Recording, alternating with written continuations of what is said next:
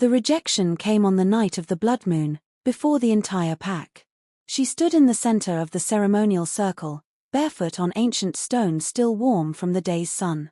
Around her, hundreds of wolves waited in human form, their eyes reflecting silver in the darkness. The Alpha stood across from her, his face carved from granite, his jaw set with a finality that made her stomach turn to ice. "You are not worthy to bear my mark." His voice carried across the clearing, each word a blade. She felt them land, felt them cut, felt the blood bloom invisible beneath her skin. The pack elders nodded their approval. The unmated females barely concealed their satisfaction. Her own hands trembled at her sides, betraying the calm she tried to project. "You have no wolf," he continued, his golden eyes cold as winter. "No strength. No lineage worth preserving.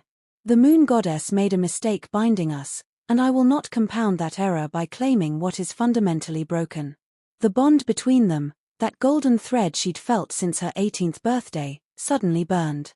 She gasped as he severed it with brutal efficiency, the magical connection snapping like a bone. Pain exploded through her chest.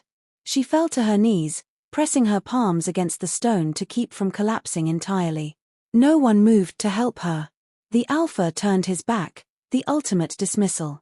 "You have until dawn to leave pack territory. If you're found here after sunrise, you'll be treated as a rogue." She wanted to scream that he was wrong.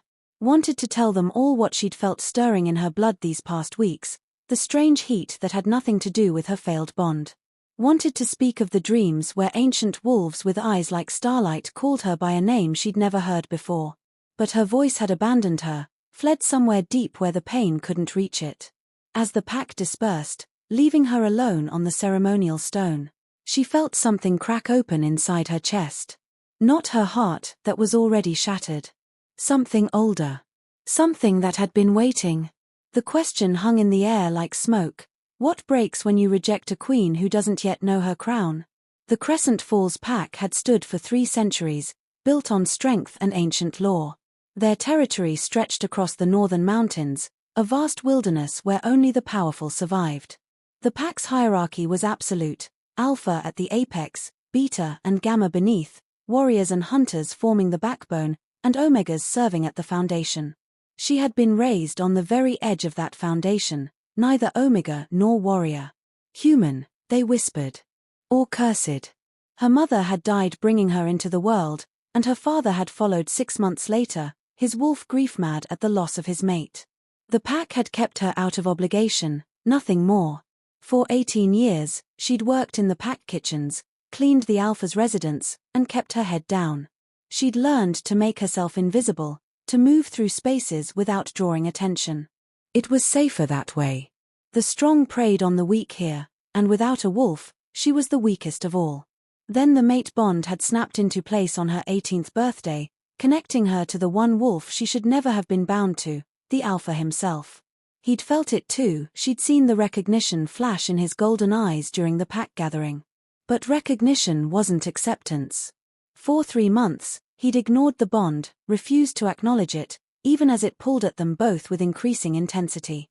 She'd hoped, foolishly, that he might give her a chance. Tonight had ended that hope. What the pack didn't know, what she was only beginning to understand herself, was that her mother hadn't been pack. Her father had found his mate wandering the deep woods, beautiful and strange, with no memory of where she'd come from. He'd claimed her anyway, love overriding reason. The pack had accepted it because Alphas didn't question their warriors' choices in mates. But lately, she'd been dreaming of a woman with her mother's face, standing in a throne room made of moonlight. The woman wore a crown of silver thorns and commanded wolves that shimmered like starlight.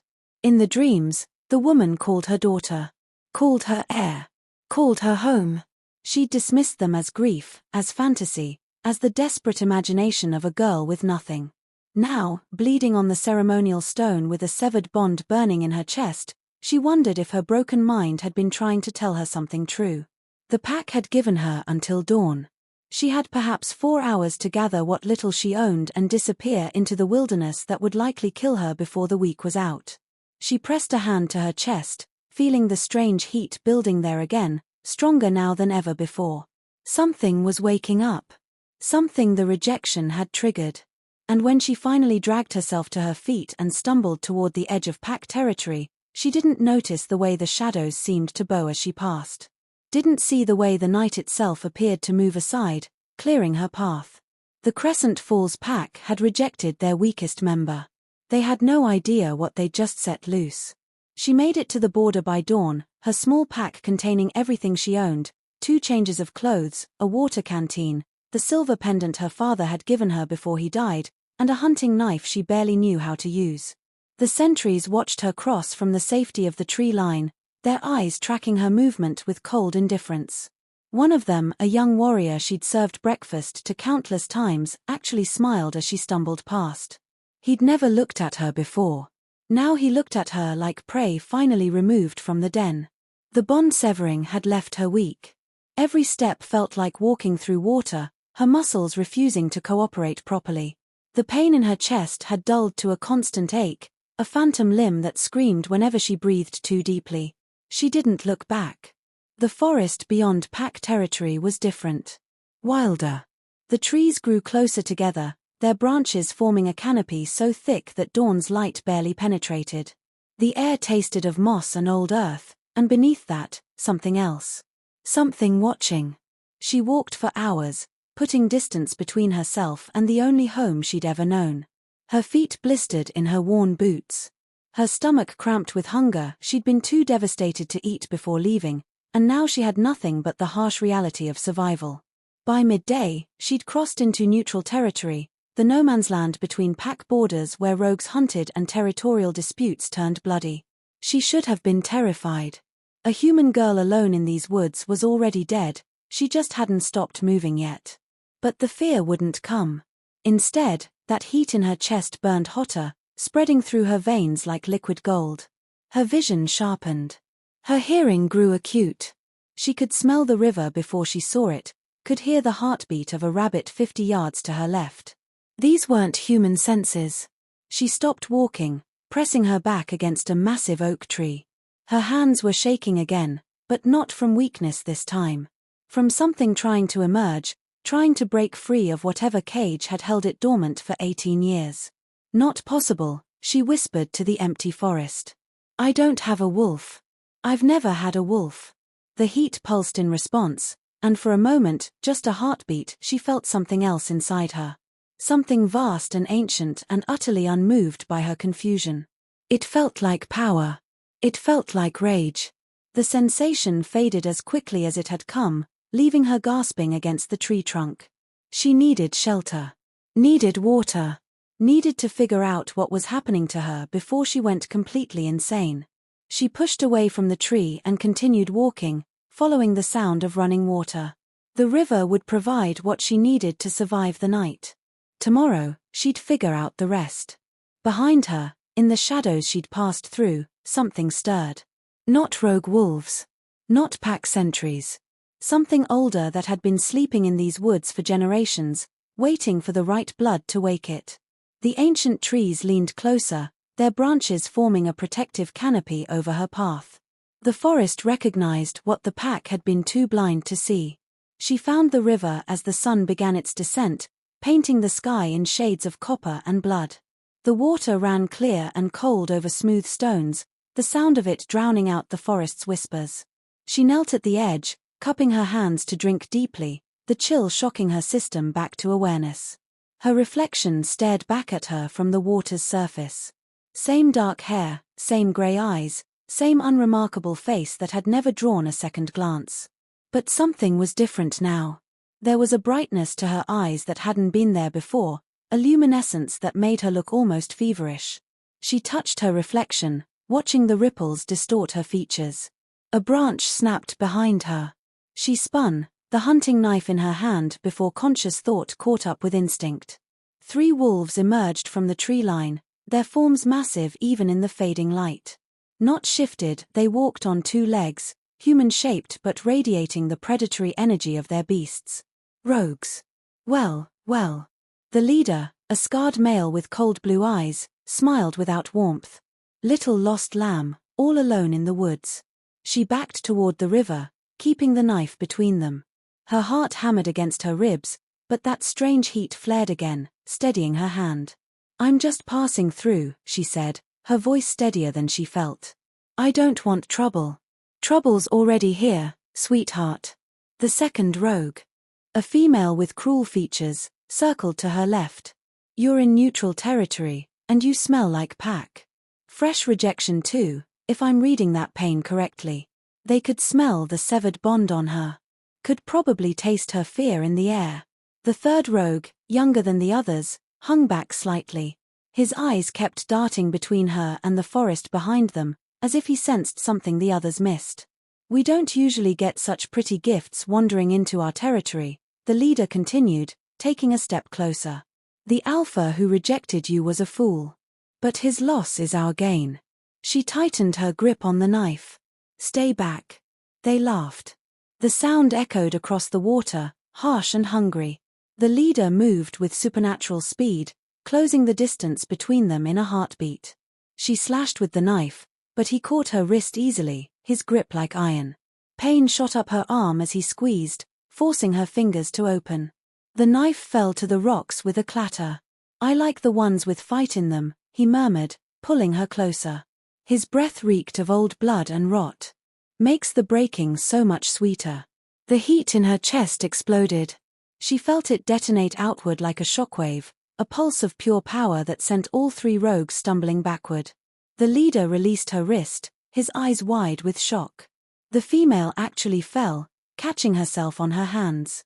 The young one dropped to one knee, his head bowed. The air around her shimmered with heat distortion, and for a moment, she saw her shadow cast against the rocks, not human-shaped. Something larger. Something with a wolf's silhouette and eyes that burned silver white. Then it was gone, and she was just a girl again, gasping for breath. The leader stared at her with something new in his eyes.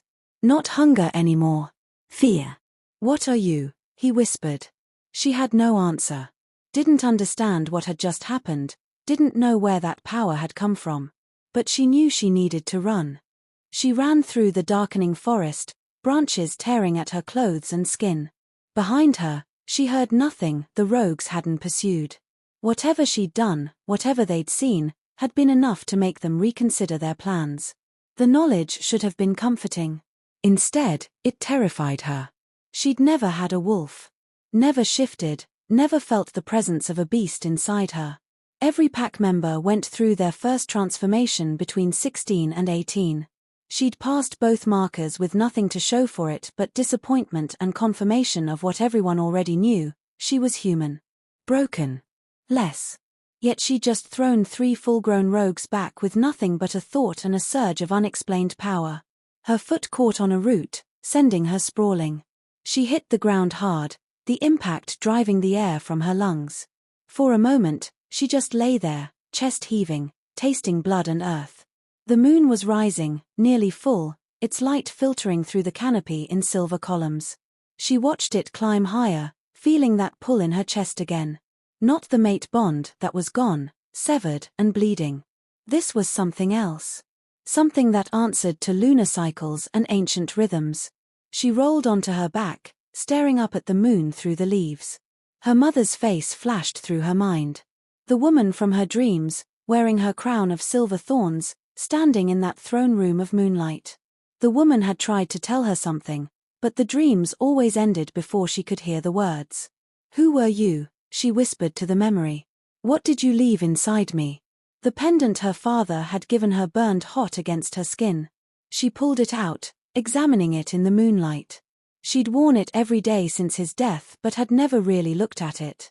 Just a simple silver disc on a chain, tarnished with age. Except now, in the moon's light, she could see markings etched into the surface. Not random scratches, symbols. A language she didn't recognize but somehow understood on an instinctive level. Royal blood. Moon-blessed. Hidden heir. Her breath caught. She pressed her thumb against the symbols, and they flared with pale blue light. The light spread from the pendant across her skin, tracing patterns up her arms, across her collarbones, patterns that looked like war paint. Ceremonial markings. The marks of a ruling bloodline. The light faded as quickly as it had come, but the knowledge remained: settling into her bones with absolute certainty. Her mother hadn't been a random wolf from another pack. Her mother had been someone important. Someone powerful. Someone who'd fled or been exiled or perhaps had been hunted. Someone who'd hidden her daughter's true nature to keep her safe. She sat up slowly, her mind racing. The pack had assumed she was weak because she didn't shift.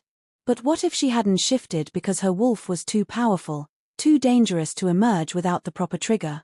What if the rejection had been that trigger? What if everything she'd believed about herself had been a carefully constructed lie? She pushed to her feet, swaying slightly. The forest around her felt different now. Not threatening, watchful. Waiting. As if it recognized what she was beginning to understand. She wasn't broken. She was sleeping. And now, finally, she was starting to wake up. She found the ruins 3 days later. They rose from the forest floor like broken teeth, ancient stone columns covered in moss and climbing vines. Whatever structure had stood here once had been magnificent, she could tell by the scale of the remaining foundation, the intricate carvings still visible on fallen archways. This had been a place of power. She'd been drawn here by something she couldn't name, following an instinct that grew stronger with each passing hour.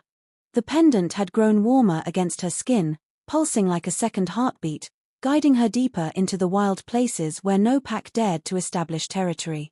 Now she stood at the edge of what had once been a grand entrance, staring at symbols carved into the stone that matched the ones on her pendant. Royal blood. Moon-blessed. Hidden heir.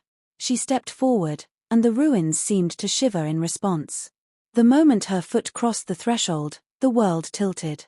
Power slammed into her like a physical force, driving her to her knees.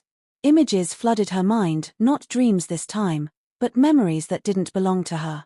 A kingdom of wolves that lived before the modern packs.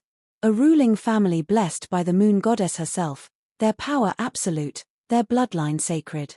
A queen with her mother's face, standing before an army with silver eyes glowing in the darkness. War. Betrayal. Blood on silver thrones. The royal family slaughtered by those who feared their power. The survivors scattered, forced to hide their nature, to suppress their wolves, to live as lesser creatures to escape detection. Her mother, the last princess, running through the night with enemies at her heels. Finding sanctuary with a warrior from a small pack, a good male who asked no questions and loved her anyway. Binding her own power, suppressing her wolf, ensuring that her daughter would be born appearing human, invisible to those who might still be hunting the royal bloodline. The memories released her suddenly, and she collapsed forward, gasping.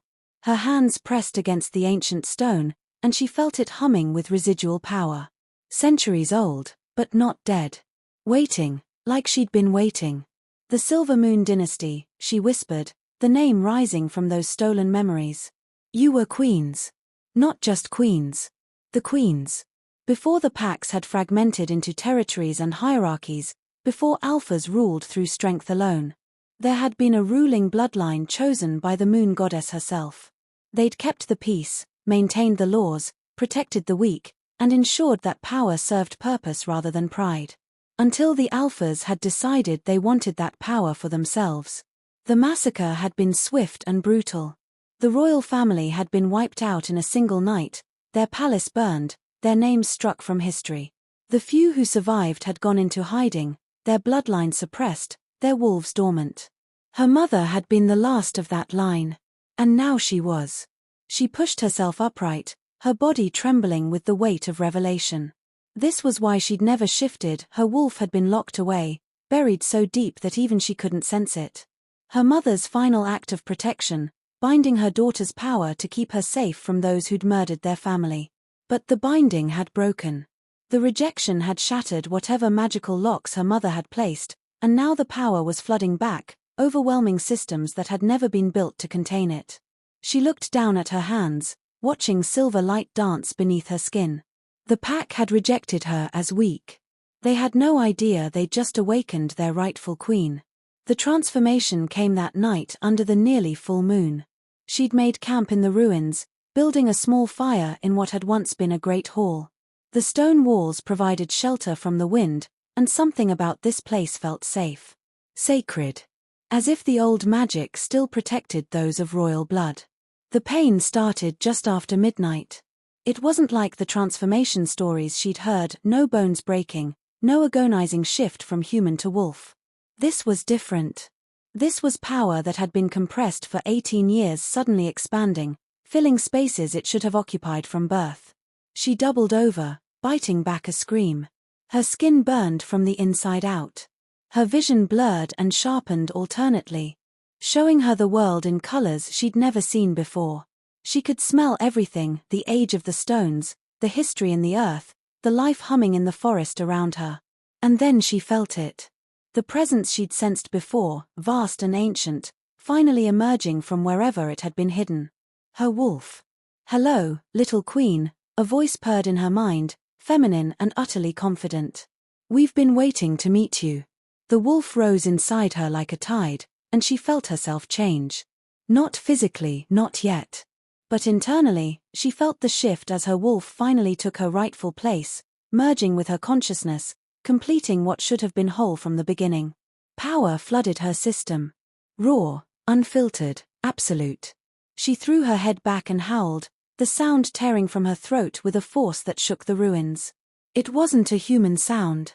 It was pure wolf, pure power, pure dominance. The forest answered. All around her, she heard the response of every creature within miles. Wolves from distant packs lifted their voices in involuntary answer to her call.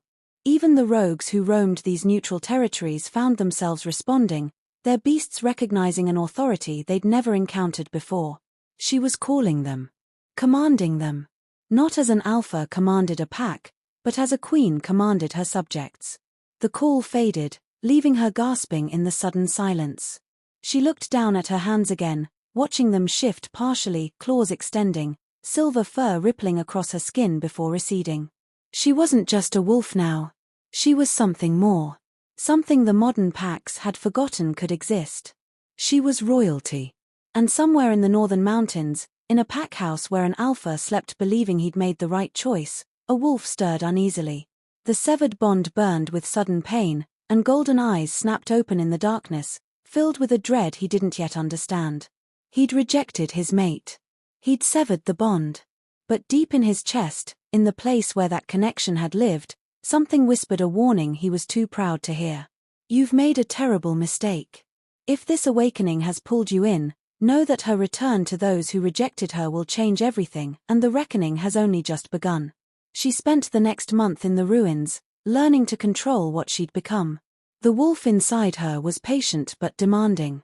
Ancient knowledge flowed through their shared consciousness, how to shift, how to channel power, how to command rather than request. Every day brought new understanding, new strength, new certainty that the weak girl who'd been rejected no longer existed. She'd died at the border. Something else had been born. Her first full shift came during the full moon. The transformation was seamless, effortless, her human form flowing into wolf like water finding its natural shape. She'd expected pain based on every story she'd ever heard. Instead, she felt only completion. The wolf that emerged was unlike anything the modern packs produced. Larger than any alpha, her fur shimmered silver-white in the moonlight, and her eyes glowed with that same pale light. She was beautiful and terrifying in equal measure, power made manifest in muscle and fang. She ran through the forest that night, learning the joy of 4 legs and superior senses. The world exploded into scent and sound, every living thing a symphony of information. She could smell pack territories miles away, could hear the heartbeats of deer bedded down for the night, could taste the change in seasons on the wind. This was what she'd been denied. This freedom, this power, this fundamental piece of herself. The rage that had been building since her rejection crystallized into something colder, harder. Purpose. She shifted back to human form as dawn broke, standing naked in a clearing with her hair wild and her eyes burning. The pendant hung between her breasts, warm and pulsing with approval. Her wolf stirred in her mind. They will pay for what they took from you. From us. Yes, she agreed, her voice different now, layered with the harmonic resonance of wolf and human speaking as one. They will. But revenge required more than power. It required strategy. She couldn't just walk back into pack territory and demand recognition. They'd try to kill her, and while she was strong, she wasn't yet strong enough to face an entire pack alone. She needed allies, resources, time to grow into her full strength. The ruins held more than memories. In a chamber beneath the main hall, she'd found a cache of ancient texts, preserved by the same magic that had protected the structure itself. They detailed the old ways, how the Silver Moon dynasty had ruled, the laws they'd enforced, the power they'd wielded. And they detailed something else, the network of wolves across the territories who'd remained loyal to the crown even after the massacre.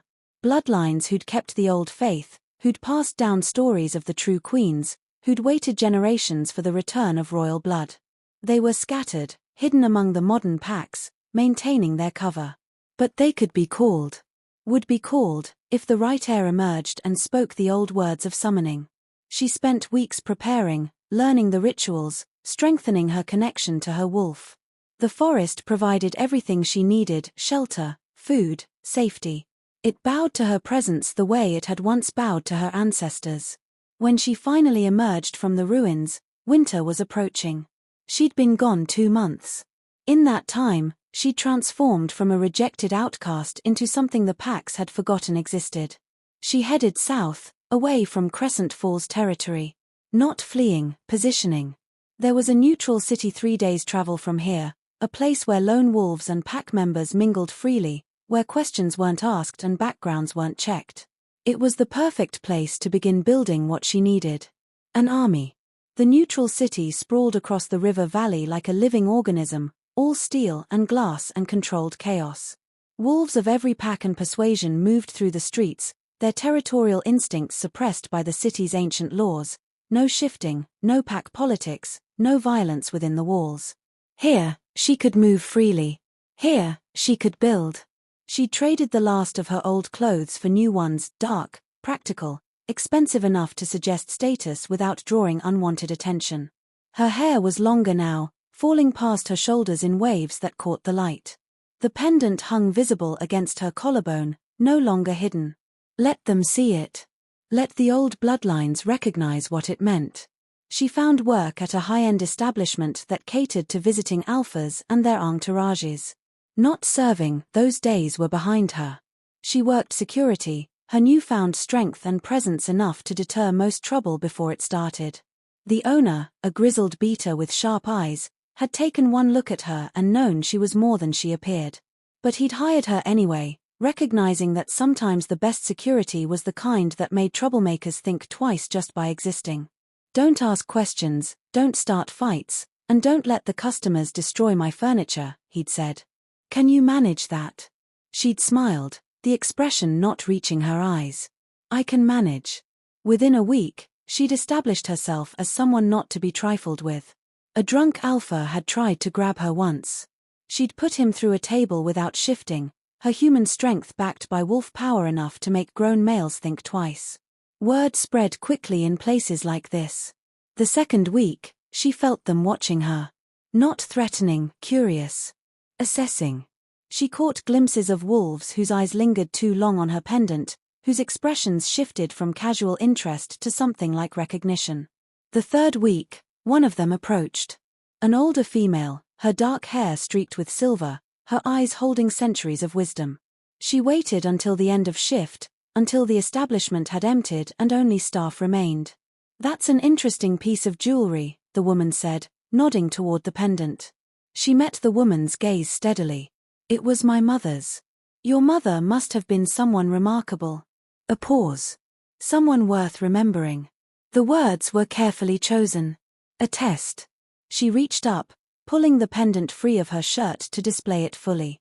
She was the last daughter of the Silver Moon. And I am her heir. The woman's eyes widened, then dropped in a gesture of respect so ingrained it had to be instinctual. When she looked up again, tears shimmered in her eyes. We thought the line had ended, she whispered. We thought the crown had fallen forever. It fell, she agreed, her voice carrying the weight of certainty her wolf had given her. But crowns can be picked up again. Thrones can be reclaimed. The woman dropped to one knee, her hand over her heart in an ancient salute. Command me, Your Majesty. My family has waited 3 generations to speak those words. It was beginning. They came slowly at first, then in increasing numbers. Wolves from across the territories, bearing the bloodlines of families who'd served the crown before the massacre. Some were old, their loyalty passed down through generations of secret keeping. Others were young, raised on stories they'd half believed were myth. All of them knelt before her. She met with them in a warehouse the older female, her name was Maven, had secured. Anonymous, protected by old wards that prevented electronic surveillance and dampened supernatural senses. Here, they could speak freely. The packs have forgotten the old laws, Maven explained during one of their planning sessions. They've splintered into territories, each alpha ruling like a petty tyrant. There's no unity, no higher authority to check their power. And they've grown comfortable that way, another added, a scarred male named Kieran who'd lost his family to pack politics. They won't give up control easily. She stood at the head of the table, studying the maps they'd laid out. Territories, pack strengths, alpha personalities. Information gathered over months by wolves who'd been preparing for this moment even when they'd doubted it would come. I don't intend to ask their permission, she said calmly. The Silver Moon dynasty didn't rule by consent. We ruled by divine right and absolute power. Silence greeted her words. Not uncomfortable, anticipatory. The packs have forgotten what it means to answer to a higher authority, she continued, her voice carrying the harmonics of her wolf. We're going to remind them. Over the following weeks, her network grew. Wolves pledged their loyalty, offering resources, intelligence, connections. She learned the layout of every major territory, the weaknesses of every ruling alpha, the fault lines in pack structures that could be exploited. And she trained. Maven brought in wolves who'd preserved the old fighting techniques, the combat styles the Royal Guard had once used. She threw herself into learning them, her body adapting with supernatural ease. The strength that had emerged with her wolf grew exponentially as she learned to channel it properly. She sparred with males twice her size and put them on their backs. She faced 3 opponents at once and walked away unscathed. She learned to fight not just with tooth and claw, but with strategy and precision. She was becoming what she'd been born to be, a warrior queen. News from the territories filtered in through her network. Crescent Falls pack was stable, their alpha still ruling with the same iron control. No mention of regret over a rejected mate. No sign that he'd felt the shift in power when her wolf had awakened. Good. Let him remain ignorant. Let him believe he'd made the right choice. The revelation, when it came, would be so much sweeter. When do we move? Kieran asked during one planning session, his eagerness barely contained. She studied the map of Crescent Falls territory, her finger tracing the borders she'd crossed months ago, bleeding and broken. Soon, she promised. But first, we make sure every pack in the region knows something is coming. We let the fear build. We let them wonder who would dare challenge the established order. She looked up, meeting the eyes of her assembled followers. And then we show them that their new order was built on the bones of the old one. And the old one is coming back. The first move was subtle. Carefully orchestrated. 3 packs across the region experienced the same phenomenon within a week. Their borders were marked with symbols they didn't recognize. Ancient markings that predated modern pack law, painted in silver that glowed under moonlight. The symbols declared the territories under review by higher authority. They promised judgment was coming. The alphas scrambled to identify who would dare challenge them so boldly. Their investigations led nowhere. The wolves who'd marked the territories had vanished like smoke, protected by a network the alphas didn't know existed. Fear, uncertainty, and paranoia spread. Exactly as intended. The second move was more direct. She walked into the neutral city's most exclusive establishment, a place where alphas gathered to conduct business and display power, and claimed a table in the center of the room. Alone, wearing clothes that screamed authority, the pendant displayed prominently against her throat. Every alpha in the room felt her presence. Felt the power rolling off her in waves that made their wolves react with confusion and instinctive submission. She ordered wine and waited. It didn't take long. An alpha from a southern territory approached, his ego larger than his sense. He loomed over her table, trying to use his size to intimidate. "You're in my seat," he growled. She looked up at him with eyes that had gone silver. "Then you've been sitting in the wrong place." He reached for her, intending to haul her up by her arm. His hand never made contact. She moved with speed that blurred, catching his wrist and twisting. The alpha, a male who'd ruled his territory for a decade, found himself on his knees beside her table, his arm locked in a position that would break if he struggled. The room went silent. "I am going to release you," she said calmly, her voice pitched to carry. "You are going to return to your pack. And you are going to tell them that the old crown has returned. That judgment is coming. That the era of petty tyrants is ending." She released him. He scrambled back, his face flushed with humiliation and rage. "Who the hell do you think you are?" he snarled. She stood, and the power that radiated from her made every wolf in the room flinch. Her eyes blazed silver white, her presence expanding to fill the space with authority that couldn't be denied. "I am the last daughter of the Silver Moon dynasty," she declared, her voice resonating with harmonics that spoke to something primal in every wolf present. "I am the heir your ancestors murdered. I am the queen you thought was lost forever." She let the power pulse outward, forcing every alpha in the room to feel it, the weight of royal blood, the divine right, the absolute authority of a bloodline chosen by the moon goddess herself. "And I am reclaiming what is mine." The southern alpha fled. Within hours, word would spread across the territories. The impossible had happened. The royal bloodline had returned. And she was coming for them all. The summons reached Crescent Falls on the winter solstice. Delivered by a wolf wearing the silver and white of the old guard, the message was simple. The heir of the Silver Moon dynasty requested the presence of all territorial alphas at the neutral city for an official proclamation. Attendance was mandatory. Refusal would be considered an act of war against the crown. The alpha of Crescent Falls, the male who'd rejected his mate 6 months ago, stared at the summons with disbelief turning to fury. "This is impossible," he told his beta.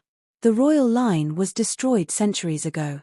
"Apparently not," the beta replied carefully, studying the official seal on the message. "And if even half the rumors are true, whoever this is has significant backing. Old bloodline families are mobilizing across the region." The alpha crushed the summons in his fist.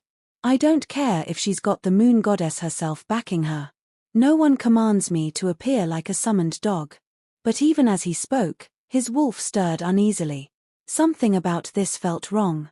The timing, the audacity, the way his instincts screamed warning. He'd been feeling off for months, since the night he'd rejected his mate. The severing had left a hollow place in his chest that never quite healed. He'd told himself it was temporary, that the discomfort would fade. It had only grown worse. And 3 nights ago, he'd woken from a dream of silver eyes and power that made his wolf whimper with recognition. He'd dismissed it as stress, as paranoia brought on by the strange rumors spreading through the territories. Now, staring at this summons, that dream came rushing back with terrible clarity. "We're going," he announced abruptly. "Gather the senior pack members. If this is some kind of challenge, we'll meet it head-on." The gathering took place in the neutral city's Grand Hall, a space large enough to hold representatives from every pack in the region. Alphas came with their beaters and guards, their suspicion and hostility barely contained by neutral ground laws. She made them wait. For an hour, the alphas stood in the Grand Hall, their irritation mounting. Some muttered about leaving, about teaching this upstart a lesson about respect. Then the doors opened, and she entered. The Crescent Falls alpha had been studying the crowd, looking for threats. His attention snapped to the entrance as power flooded the room like a tidal wave, forcing every wolf present to acknowledge the presence of something greater than themselves. She walked down the center aisle, flanked by Maven and Kieran, wearing clothes of silver and white that marked her as royalty. The pendant gleamed at her throat, visible to everyone. But it was her face that made his heart stop. Recognition slammed into him with the force of a physical blow. The mate he'd rejected. The weak human girl he'd dismissed as unworthy. Except she wasn't weak. Wasn't human. Wasn't any of the things he'd believed. Her eyes, now burning silver, met his across the crowd. She didn't smile. Didn't acknowledge him beyond that single, devastating look. Then she ascended the platform at the room's head, turning to face the assembled alphas with presence that made every dominant wolf in the room feel the instinctive urge to submit. "I am the heir of the Silver Moon dynasty," she announced, her voice carrying to every corner. "My bloodline ruled before your territories existed, before your packs fractured into petty kingdoms. My family maintained order, enforced law, and ensured that power served the greater good." She paused, letting her gaze sweep across the crowd. "That order was destroyed by those who wanted power without accountability. 4 centuries, you've ruled without oversight, without higher authority, without consequences for your actions." Her power pulsed outward, and alphas across the room flinched. "That ends now." The Crescent Falls alpha found his voice, though it came out rougher than intended. "The old order fell because it was weak. The modern packs are stronger." She turned to him fully, and the severed bond between them suddenly blazed with agonizing intensity. He gasped, pressing a hand to his chest as phantom pain lanced through him. "You rejected me," she said calmly, her voice pitched for the entire room to hear. "Called me broken, weak, unworthy to bear your mark." Every eye in the room turned to him. Horror and recognition dawned across multiple faces. "You severed our bond and exiled me from your territory, believing you'd made the right choice." She descended from the platform, walking toward him with predatory grace. "Tell me, Alpha, do I still look weak to you?" He couldn't speak. Couldn't breathe. The power radiating from her was crushing, absolute, undeniable. His wolf, the beast that had encouraged the rejection, now cowered in recognition of something far more dominant. She was his mate. His fated pair. And she was so far above him in power that the bond itself seemed to be laughing at his previous arrogance. She stopped before him, close enough to touch. Close enough that he could see the silver fire in her eyes, could smell the power on her skin. "Kneel," she commanded softly. His body obeyed before his mind could protest. His knees hit the floor, his head bowing in automatic submission to a power his wolf recognized as absolute. Around them, one by one, the other alphas followed. Some willingly, some fighting every second, but all eventually kneeling before the returned queen. She looked down at him, her expression unreadable. "You rejected me to protect your pride, to preserve your image of strength. In doing so, you rejected your rightful queen and severed the bond that would have elevated you beyond any alpha in these territories." She leaned closer, her voice dropping to a whisper only he could hear. "I'm going to rebuild the old order. I'm going to unite these fractured packs under one crown. And you're going to watch, knowing that you could have stood beside me as king but chose instead to kneel as a subject." She straightened, addressing the room again. "The Silver Moon dynasty is restored. The old laws are reinstated. Any pack that refuses to acknowledge the crown's authority will be considered rogue and dealt with accordingly." She let them absorb that, let the reality sink in. "But I am not my ancestors. I don't seek blind obedience or absolute control. I seek order, justice, protection for those who cannot protect themselves." Her eyes found his again, and this time, there was something almost sad in them. "I seek the world my mother dreamed of. The world I should have helped build from the beginning if I hadn't been forced to hide what I was." She stepped back, her power retracting slightly, allowing the alphas to breathe again. "Return to your territories. Inform your packs. In 1 month, representatives from each territory will gather again for the formal coronation and the establishment of the new council." She turned to leave, then paused, looking back at the Crescent Falls Alpha one final time. "And Alpha of Crescent Falls? Your pack is under review. If I find evidence of injustice, of weakness being punished rather than protected, of power abused rather than earned." She smiled, but it held no warmth. "Then you'll learn firsthand what it feels like to be deemed unworthy and cast aside." She left the hall in silence, her guards following. Behind her, the most powerful alphas in the region remained on their knees, the weight of her presence still pressing them down. The Crescent Falls alpha finally managed to stand, his legs shaking.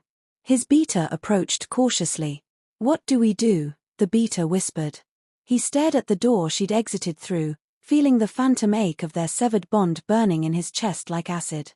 "We prepare," he said hoarsely. Because she's not bluffing. And we just became the example she's going to use to show the other packs what happens when you cross the crown. His wolf howled in despair, finally understanding what his human arrogance had cost them. They'd rejected a queen. And queens never forgot. She rose from rejection to reclaim her throne, and now those who cast her aside will learn that some mistakes echo across lifetimes. Subscribe to witness the coronation and the reckoning that follows, because her reign is only beginning.